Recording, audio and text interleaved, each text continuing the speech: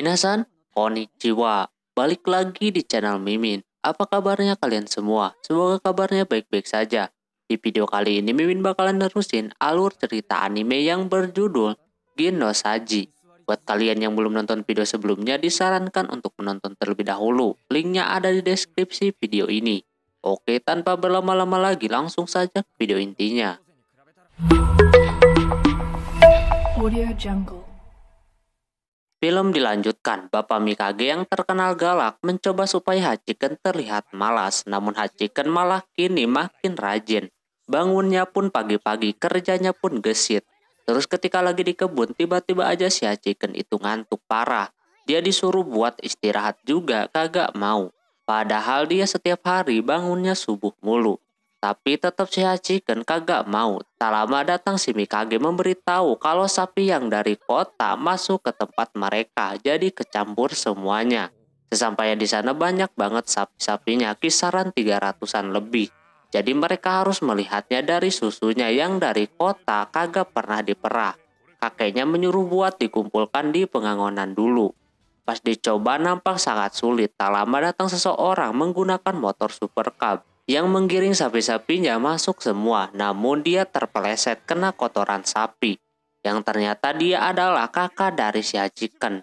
Dia ke situ kebetulan lagi jalan-jalan di Hokkaido.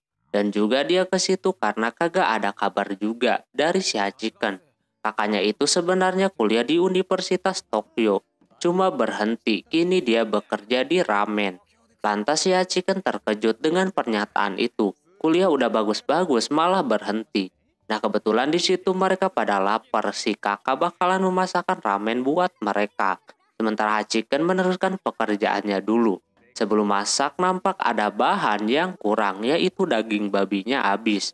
Adanya daging rusak yang kemarin. Terus si kakak tadinya mau ngabarin emaknya, cuma sinyalnya kagak ada. Jadi pinjem telepon rumah. Dia memberitahu kalau si Hachiken baik-baik aja. Dia udah menikmati hidup di desa. Cuma sepertinya bapaknya galak banget. Bapaknya itu kayaknya menginginkan anaknya sekolah tinggi.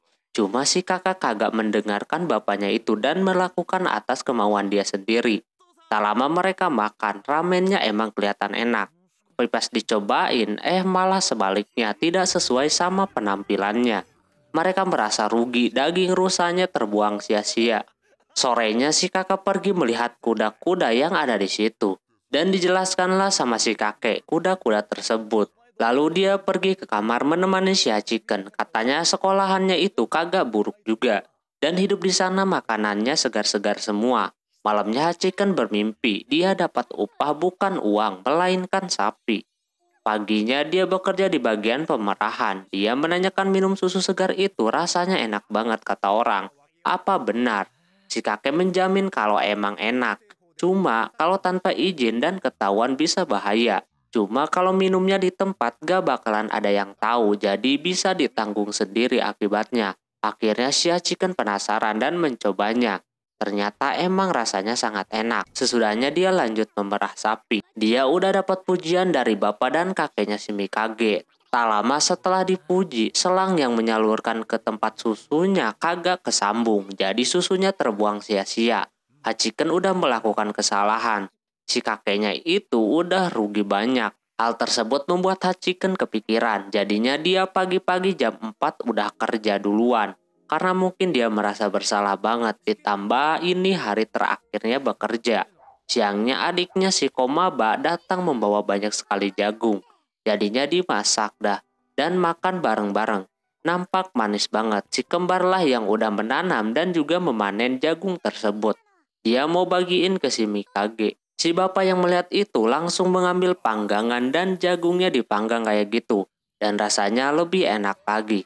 Sorenya saatnya mereka berdua pulang dan pembagian upah buat si Hachiken. Dia sulit buat menerima gajinya soalnya dia masih kepikiran dengan apa yang dia telah lakuin sebelumnya. Tapi semua itu bagian dari ketidaksengajaan. Nenek buyutnya pun ngomong wajar aja kalau manusia membuat kesalahan. Semua masih bisa dimaklumi kalau tidak sampai menerkam nyawa. Akhirnya dia terima. Si nenek bakalan menunggu upahnya itu bakalan dipakai dengan bijak atau tidak. Singkat cerita, Hachiken dan Mikage kembali ke asrama dianterin sama ibunya.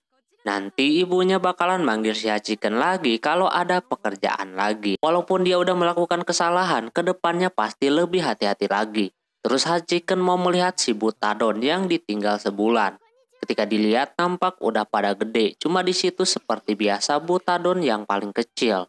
Jadinya si Hachiken mencoba memberikan makanan tambahan buatnya. Setelah itu ketika masuk nampak ada yang berbeda. Terutama cewek yang kurus itu ternyata si Inada. Dan juga Tokiwa berpenampilan seperti di Mohawk. Udah kayak ayam. Lalu Hachiken ke ruangan kantor terlebih dahulu. Ada yang mau dia sampaikan. Ketika masuk Tokiwa dapat teguran kalau penampilannya itu udah kelewatan batas. Pakai rantai dan rambutnya macam itu. Dia bakalan dihukum. Ini bakalan dihukum berat. Tak lama pas istirahat, Hachiken lagi nyari-nyari informasi buat ngegemukin babi. Kebetulan di sana ada yang pengalaman. Alhasil dikasih tahu, nyuruh diberi makanan cair. Besoknya ternyata si Tokiwa rambutnya jadi botak dan ikutan praktikum bersama kelompok lain. Nah di kandang udah ada Hachiken yang lagi mau memberi makan babi. Dia udah izin sebelumnya ke kepala sekolah. Terus dia cobalah menggunakan teori makanan cair. Yang hasilnya berhasil. Besoknya dia bangun jam 3. Dan langsung ke kandang. Kali ini ketika diberi pakan, yang lainnya pada mau juga. Tak lama yang praktikum pada datang. Tapi dia lupa kalau hari itu dia harus ngurusin kuda. Dia cepat-cepat ke sana. Sesudahnya barulah sarapan pagi. Harusnya dia bagian piket hari itu. Untungnya Beppu menggantikannya. Setiap hari dia begitu terus sampai ikutan klub pun dia masih sempat-sempatnya ke kandang babi dulu. Sampai lemes kayak gitu. Hachiken merasa kalau ada perubahan dari babi tersebut. Ketika udah seminggu pas dia timbang ternyata naik 9 kilo. Gurunya memberitahu kalau semakin gemuk maka semakin bagus dan cara pakai makanan cair itu pun berhasil. Dan kini si Butadon naik kualitasnya menjadi medium. Besoknya ketika dia berkuda dia kagak fokus pikirannya kemana-mana. Yang hasilnya kudanya kagak tenang. Hachiken disuruh buat jangan berkuda dulu kalau pikirannya lagi buyar.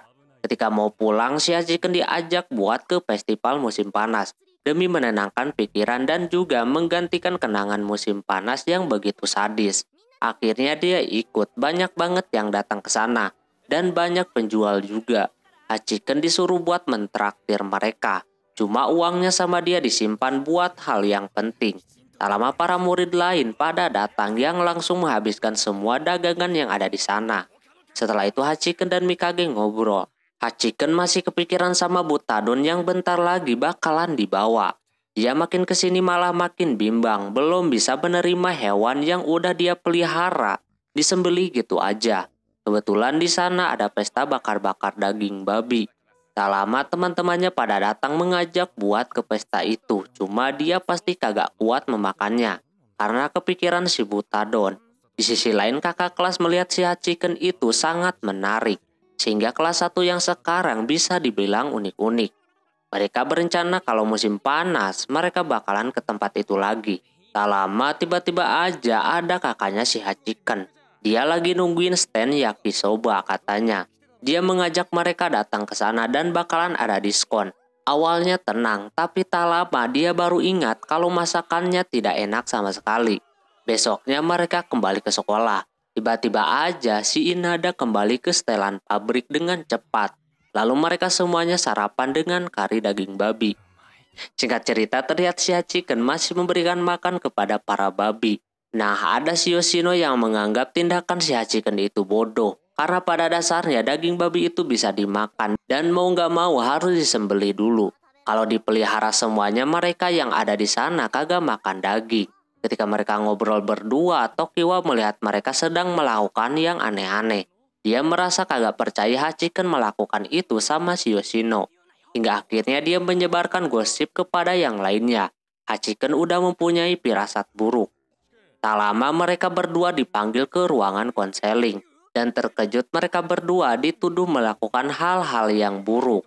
Ini udah salah paham banget. Kebetulan si Tokiwanya lagi nguping. Jadinya ketahuan. Udah keterlaluan banget emang si Tokiwa. Besoknya Hachiken mau ke kandang lagi. Namun kedengeran rame banget para babi-babi ini.